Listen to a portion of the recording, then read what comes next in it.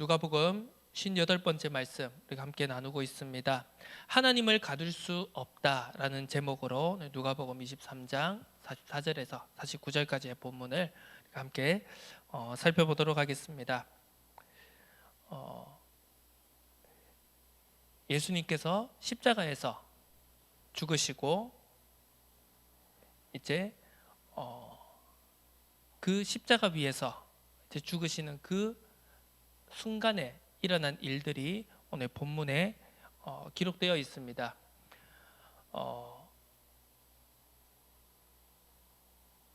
계속해서 우리가 성경을 통하여서 그리고 예수님의 이 사역을 쫓아가는 복음서를 통하여서 우리가 보아야 할 것은 우선 이 일이 실제적인 일이다, 역사적인 사건이다, 우리 인간의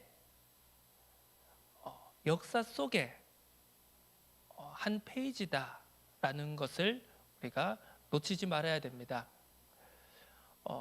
많은 사람들이 하나님의 말씀 속에 기록되어진 일들이 허황되다고 생각을 합니다. 내 이성과 내 지식과 상식으로는 실제로 이런 일이 일어나지 않은 것처럼 여겨집니다. 그렇기 때문에 많은 사람들은 이 성경의 말씀 속에서 많은 부분들을 제거하고 제외하고 삭제시키고 사실이라고 불리는, 사실이라고 인정되어지는 그러한 내용들을 하나하나씩 제외를 시키고 결국은 그 속에서 우리가 붙잡아야 될 의미는 무엇인가, 우리가 이러한 내용들을 통해서 우리가 붙잡아야 될 교훈은 무엇인가 라고 하는 의미와 교훈만을 남기고자 시도하는 많은 사람들이 있었습니다. 역사적으로도 그리고 지금까지도 그러한 시도는 계속되어지고 있습니다. 자, 그와는 반대로 또 역사적 예수라고 하는 또 일련의 시도들이 있습니다. 역사적으로 예수님이 실제로 있었다는 것에 정말 집중하겠다는 것입니다. 자, 그런데 그러다 보니까 또 문제점이 뭐냐라고 할 때 결국은 차이점인 것 같으면서도 공통점이 결국은 역사적인 예수, 내가 결국은 이해하고 내가 납득할 수 있는 육신적인 눈에 보이는 예수만을 남기고 결국은 또 신비를, 눈에 보이지 않는 것을 또 제외시켜 버립니다.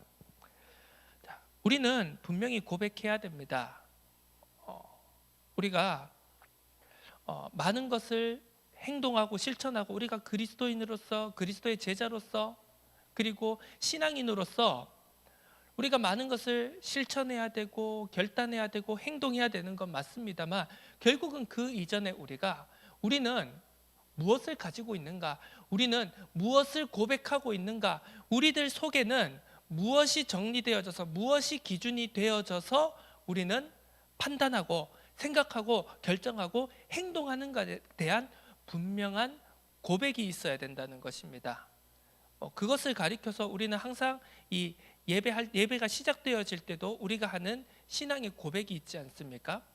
그 고백이라고 하는 것이 우리가 함께 하나의 고백을 함으로써 우리가 이 고백 아래서 우리는 하나 되어진다. 이 고백 아래서 우리는 한 교회다. 이 고백 아래서 우리는 하나님을 믿는 하나님의 백성으로서 하나의 길을 한 방향으로 나아간다라는 그 분명한 기준이 있는 것입니다. 우리는 분명히 고백해야 됩니다. 하나님의 말씀, 성경은 사실과 그리고 눈에 보이는 사실과 손에 만져지는 사실과 그리고 눈에 보여지지 않고 손에 만져지지 않는 신비와 함께 공존하는 기록이라는 것을 우리는 반드시 고백해야 됩니다. 어떤 사람들은 눈에 보이지 않는 신비와 영적인 것을 강조합니다. 그러다 보니 합리적이고 어떻게 보면 상식적이고 지극히 합리적이라고 불릴 만한 것들을 다 놓쳐버립니다. 그러면서 때로는 좀 너무나도 허황되게, 때로는 너무나도 비상식적이게, 때로는 너무나도 맹목적이고 광신적인 신앙의 모습을 보여주기도 합니다. 반대로 합리만 붙잡고 상식만 붙잡고 이성만 붙잡는 자들은 눈에 보이지 않는, 내가 이해할 수 없는 신비, 영적인 것을 다 제외합니다. 그리고 내가 붙잡을 만한, 내가 따를 만한 어떤 좋은 교훈이나 가르침만, 의미만 붙잡으려고 합니다. 자, 우리가 절대로 놓치지 말아야 될 것은 성경 66권의 말씀은 굉장히 모순되어 보이는 두 가지의 것을 다 말하고 있는 기록이라는 것입니다. 무엇입니까? 가장 기본적으로 공의와 사랑을 둘 다 이야기합니다. 우리가 우리의 지식으로, 우리의 수준으로 이해한다면 공의와 사랑이, 완벽한 공의와 완벽한 사랑이 둘 다 이루어질 수 없다고 우리는 생각합니다. 우리의 수준과 상식으로는 그게 당연하죠. 자, 정의가 100% 이루어지려면 사랑이 끼어들 틈이 없습니다. 사랑을 100% 하기 위해서는 공의가 반드시 훼손됩니다. 그런데 성경은 이 두 가지의 것을 다 말씀하고 있거든요. 하나님은 공의와 사랑의 하나님이다라고 표현되어지지 않습니까? 과연 이 모순되어 보이는 두 가지 것이 완벽하게 100% 이루어질 수 없는 것처럼 보이는 이 두 가지의 것이 성경에는 공존하고 있다는 것입니다. 성경은 심판과 멸망을 이야기하면서 동시에 구원을, 회복을 이야기하고 있습니다. 어떻게 이 두 가지가 공존하고 양립할 수 있습니까? 그런데 성경은 이 두 가지를 다 말하고 있다는 것이죠. 그렇다면 우리는 우리의 신앙생활이라고 하는 것은 우리의 이 교회 생활, 공동체 생활이라고 하는 것은, 그리고 그리스도인으로서 하나님을 믿고 따라가는 하나님의 백성으로서 우리가 이 땅에서 살아간다라고 하는 것은 매일매일, 매순간 매순간, 매분 매초 매초를 이 두 가지 모순되어 보이는 하나님의 말씀 속에서 균형점을 찾아가는, 어떻게 보면 우리의 삶은 일직선으로 걸어가는 삶이 아닙니다. 계속해서 왼쪽으로 갔다가 오른쪽으로 갔다가, 그러다가 주저앉기도 했다가 다시 일어나서 왼쪽으로 오른쪽으로, 흔히 표현되는 갈짓자의 걸음걸이를 걸어가는 것이 우리의 인생길이라는 것입니다.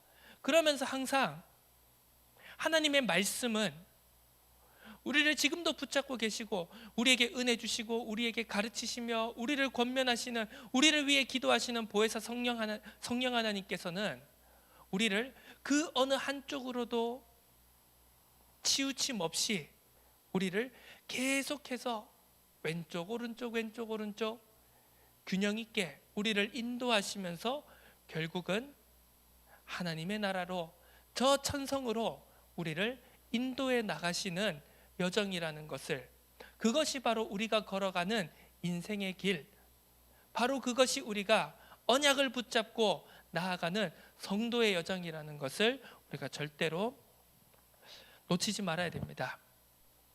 자, 그러한 부분 속에서 오늘 우리가 이 말씀을 읽을 때,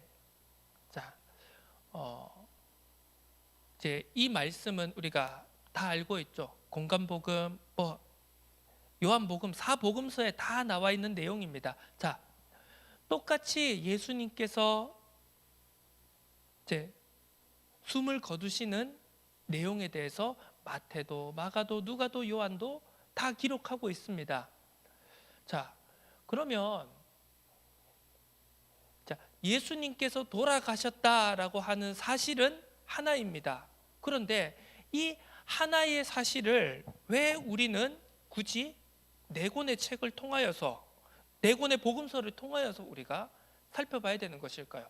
그냥 마태만 보면 되는 거 아닙니까? 마태만 봐도 예수님께서 돌아가셨다는 내용은 나오고요. 그러면 우리가 마가나 누가 요한 다른 복음서를 우리가 살펴봐야 될 이유는 무엇입니까?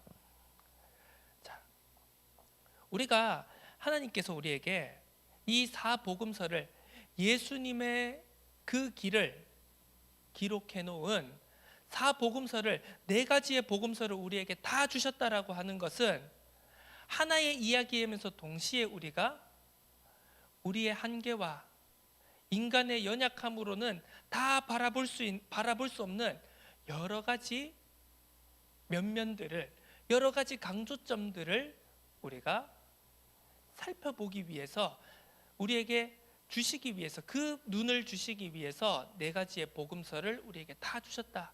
우리는 이렇게 복음서를 바라봐야 되는 것입니다. 자, 그렇다면 동일하게 예수님이 돌아가시는 내용을 담으면서 동시에 누가복음만이, 누가가 우리에게 전달하고자 하는 강조점은 무엇인가?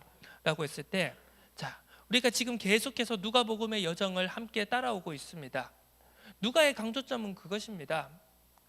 누가복음 4장을 통하여서 예수님께서 나사렛 회당 설교를 통하여서 하나님의 은혜의 해가, 참된 희년이 다시금 선포되어지고 회복되어질 것이다. 가난한 자에게, 병든 자에게, 잃어버린 자에게, 눌린 자들에게 참된 해방과 자유를 선포할 것이다.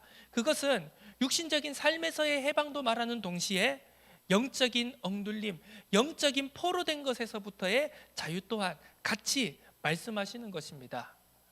자, 그러면서 예루살렘을 향한 여정을 걸어가십니다.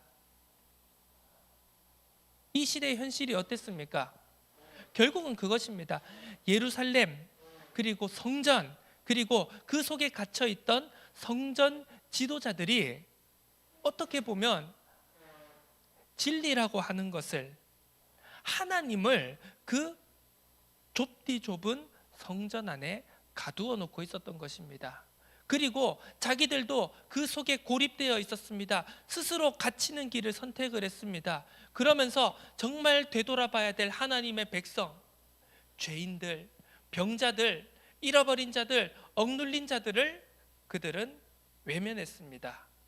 그것이 단순히 지금 이 세상에서 말하는 정치적이고 이념적인 억눌린 자, 가난한 자, 노동자들, 그 이야기를 하는 것만이 아니라 하나님의 백성으로서 하나님의 공의와 사랑이 나타나야 될 그 이스라엘 땅에 제사장 나라로서 하나님의 모델로서, 하나님이 모델로 세우신 이스라엘 나라가, 이스라엘 백성이 하나님의 참된 공의와 사랑을 놓쳐버린, 그리고 그 역할을 맡은 성전 지도자들이 그것을 놓쳤죠.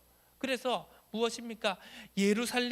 성전을 제외한, 예루살렘을 제외한 모든 곳을 그들은 놓쳐버리고 있었던 것입니다. 그리고 그들은 하나님을 성전 안에 가두고 우리만이 구원받을 자들이다, 우리만이 의인이다, 이렇게 그들은 진리를 가두고, 스스로를 가두고 있었던 것입니다. 자, 그러면서 오늘 예수님께서 십자가 위에 돌아가시고, 오늘 보면 성소의 휘장이 한가운데가 찢어지더라, 이렇게 기록되어 있죠. 자, 우리가 다른 복음서들을 보면은요, 이 사건, 이제 제6시쯤 되어 해가 빛을 잃고 이제 제9시까지 그러한 현상들이 계속되어졌다, 그런 이제 구체적인 시간들이 기록되어지고, 그 다음에 쭉쭉쭉 해서 예수님이 돌아가신 뒤 그 다음에 성전의 휘장이 찢어지는 내용이 다른 복음서들에는 그런 순서로 기록되어 있습니다. 그런데 오늘 누가복음을 보면 성소의 휘장이 찢어진 사건이 먼저 기록되어져 있습니다. 자, 보통 우리가 무엇인가를 강조하고 싶을 때는 무언가를 이제 이렇게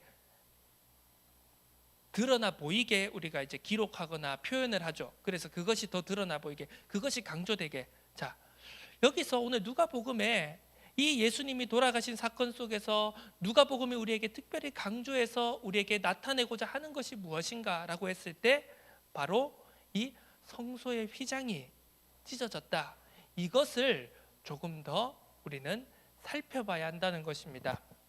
자, 이 성소의 휘장이 찢어진 것을 누가는 특별히 강조하고 있습니다. 자, 여기에 대해서 많은 신학자들의 해석들이 있습니다. 여러 가지 해석이 있지만 가장 널리 받아들여지고 그리고 가장 폭넓게 합의되어진 이제 견해와 해석이 무엇인가라고 했을 때 이제 이 휘장이 찢어진 사건은 예루살렘 성전에 이제 하나님이 심판이 임한다라는 것을 암시하는 예고가 아니고 오히려 하나님이 일하시는 중심지로서 이제 성전의 역할의 종결이다. 이것이 무슨 말이냐? 한마디로 지금 성전 지도자들, 그 성전과 헤롯 성전과 그 헤롯 성전을 장악하고 있는 성전 지도자 너희들의 역할이 끝났음을, 자, 지금 그들의 힘과 그들의 권력이 어디에서 나옵니까? 성전 안에서 나오지 않습니까? 자신들이 성전 안에 갇혀서 자신들만이 의인이다, 자신들만이 하나님의 백성이다, 우리가 하나님의 뜻을 가장 잘 해석하고 가장 잘 실천하고 우리가 가장 하나님을 사랑하는 사람들이다 라고 말하는 그들. 그런데 그 성전, 그 눈에 보이는 헤롯 성전의 그 성소의 휘장이 찢어짐으로써 이제 그 갇힌 것이, 그 폐쇄되어진 것이 이제 활짝 열렸다라는 이제 해석이 첫 번째이고요.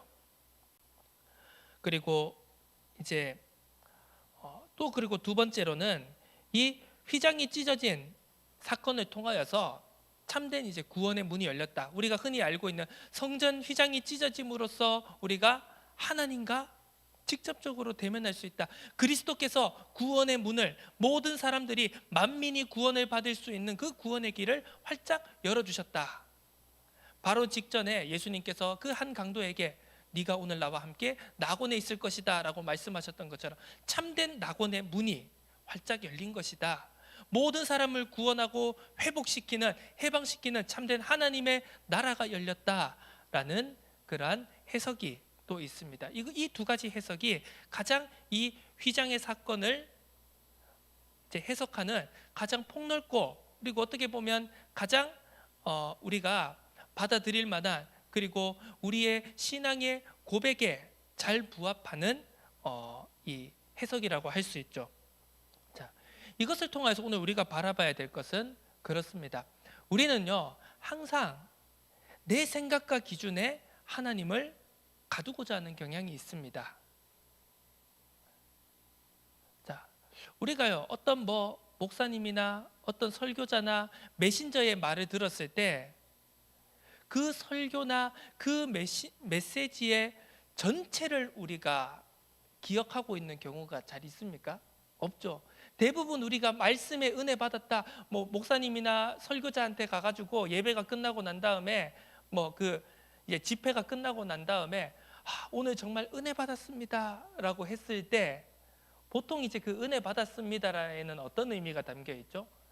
내가 뭔가 한 가지 딱 필이 꽂힌 그 어떤 예화나 어떤 부분이나 어떤 문장이 있습니다라고 하는 것이 보통의 의미입니다.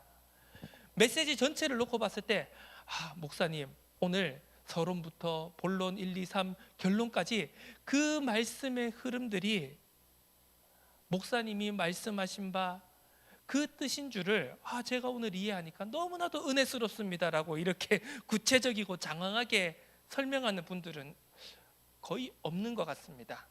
자, 은혜 받았다라고 하는 게 보통 우리는 그런 식으로 내가 그 전체의 부분에서, 예를 들어 전체가 100이라고 한다면 어쩌면 50, 어쩌면 20, 어쩌면 10, 어쩌면 1만을 가지고 그 전체를 이해했다고 생각을 하면서 거기에 대해서 은혜 받았다, 하나님께서 내게 하나님의 음성을 내게 들려주셨구나 라고 생각할 때가 있다라는 것입니다. 자, 그것이 분명 그 속에서도 우리가 은혜를 받고 또 그 속에서도 우리가 많은 응답을 누릴 하나님의 인도가 분명히 있을 것입니다만, 어떻게 보자면 내가 이해하고 내가 꽂힌 그 일을 100으로 부풀려서 결국은 내가 생각하고 내 기준으로, 내 상식으로, 내 지금 수준으로 이해한 말씀이 곧 하나님의 뜻이다라고 잘못 붙잡아 버리는 경우도 있다는 것을 우리가 한번 깊이 생각해 볼 필요가 있다는 것입니다. 바리새인들과 서기관들, 대제사장들, 성전 지도자들이 그런 모습 아니었겠습니까? 자기들이 해석한 그 장로들의 전통, 율법, 그걸 가지고, 그 작은 부분을 가지고 결국은 하나님의 말씀 전체를 해석하고 이해해 버린 것입니다. 그러면서 그걸 가지고 의인이니 죄인이니 병든 자들이니 그걸 자기들 마음대로 재단하고 판단해 버렸다는 것입니다. 그리고 그들이, 하나님께서 그들에게 주신 사명, 어떻게 보면 하나님이 그들에게 주신 사명, 이스라엘을 다스리고 이스라엘을 하나님이 원하시고 기뻐하시는 그 모습으로 백성들을 지도하고 백성들을 돌봐야 할 그 사명을 놓치고 그들은 성전 안에만, 예루살렘 안에만 갇혀서 의인놀이를 하고 있었다라는, 열심히 율법을 지키는 종교인 행세를 하고 있었다는 그 사실, 우리가 생각을 해볼 때 우리가 그렇습니다. 우리는 성경 속에 많은 믿음의 인물들, 위대한 믿음의 선조들을 바라보면서 우리가 저들처럼 되고 싶다, 우리가 저들이 되어야 되겠다라는 말씀을, 교훈을 붙잡지만 어떻게 보자면 그것과 함께 우리는 그 반대의 케이스들을 살펴보면서 우리가 저렇게 되지는 않아야 된다라는 그 반면교사도 우리가 절대로 성경 속에서 놓치지 말아야 될 부분이라고 생각합니다. 자, 우리가 항상 예수님의 12 제자들처럼, 우리가 베드로처럼, 우리가 요한처럼, 우리가 바울처럼, 우리가 저 스데반처럼 저렇게 살아가야 될 텐데 라고 붙잡는 동시에, 나는 혹시 저 바리새인과 같지 않은가? 내 지금의 모습이 혹시나 저 성전 지도자들과 같지 않은가? 성전 안에, 예루살렘 안에 갇혀버린, 스스로를 가두고 하나님의 뜻을 잘못 붙잡고 잘못 해석하여서 내가 하나님을 가장 잘 섬기고 사랑한다라고 호언장담하면서도 아이러니하게 더욱더 하나님으로부터 멀어져 버린, 하나님의 뜻으로부터 멀어져 버린 저 성전 지도자들이 내 모습은 아닌가 하는 그 점검이 우리에게도 반드시 필요하다는 사실입니다. 오늘 본문은 그렇습니다.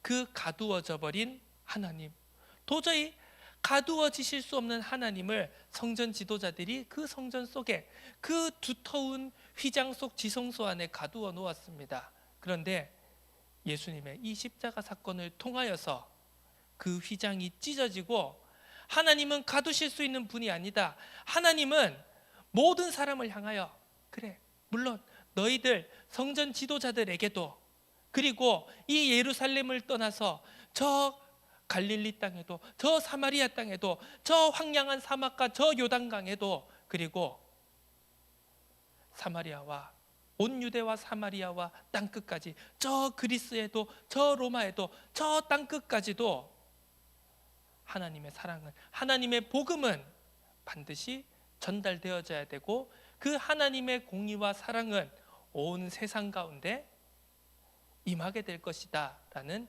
이 상징적인 내용을 오늘 우리는 본문을 통해서 확인할 수 있습니다. 말씀을 정리하도록 하겠습니다.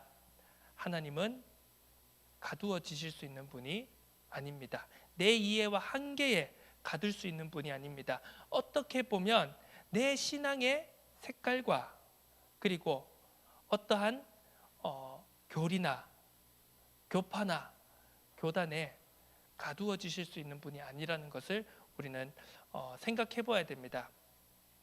물론 우리가 인간의 한계라는 것이 있기 때문에 우리는 이제 어떤 특정한 단체, 어떤 특정한 집단, 어떤 특정한 진영에 속해 있습니다. 그것을 우리가 부인할 수는 없죠. 흔히들 초교파, 초교파, 무교파 이런 말들을 우리가 진영이 없어야 된다라는 말을 하지만, 인간의 한계와 세상의 현실이라고 하는 것은, 우리의 인생의 현실이라고 하는 것은 어떤 특정한 위치 속에 있을 수밖에 없다는 것이죠. 자, 그것을 우리는 부정해서는 안 됩니다. 하지만 우리가 거기에만 갇혀 있기 시작한다면 우리는 정말 하나님이 우리에게 원하시고 우리에게 명하시는 많은 것들을 보지 못하고 놓칠 수 있다는 것을 우리는 기억해야 됩니다.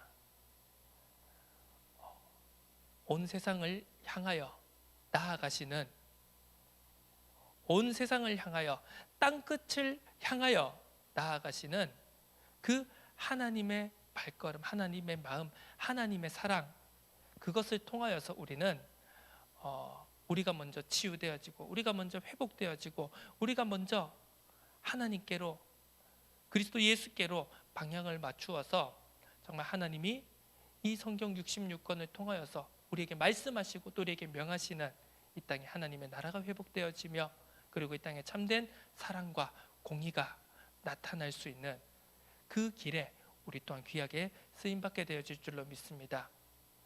대립이나 미움과 증오가 아닌, 폭력이 아닌 참된 위로와 은혜와 사랑으로서 이 땅에 정말 갈등, 이 땅의 상처들이 우리들의 발걸음을 통하여서 봉합되어지고 또 싸매어지며 치유되어지는 그 은혜가 우리에게 우리들의 발걸음 속에 그리고 이 땅에 넘쳐나게 될 줄로 소원합니다. 그 길을 걸어가는 우리 모두가 되어지기를 축원합니다. 하나님 아버지 감사드립니다. 오늘 우리에게 성전 휘장이 찢어진 이 사건에 대한 의미를 함께 살펴보게 해주심을 감사드립니다. 하나님은 내 수준과 내 이해에, 내 한계에 가두어지시는 분이 아니라는 것을 오늘 우리가 고백합니다. 하나님이 가시는 곳, 하나님이 머무시는 그 시선이 있는 그곳이, 하나님이 향하시는 그 발걸음이 향하시는 그 현장이 때로는 내 이해와 내 수준과 내 한계에 도저히 받아들이기 어려운 그때가 분명히 있을 것이지만 하나님, 우리가 우리의 한계와 우리의 이해와 우리의 수준을 뛰어넘어서 하나님의 발걸음이 향하시는 그곳에, 하나님의 눈길이 닿는 그곳에 우리가 감사함으로 그리고 순종함으로 함께 동행할 수 있는, 함께 나아갈 수 있는 은혜를 허락하여 주옵소서. 감사드립니다. 예수 그리스도의 이름으로 기도드립니다. 아멘.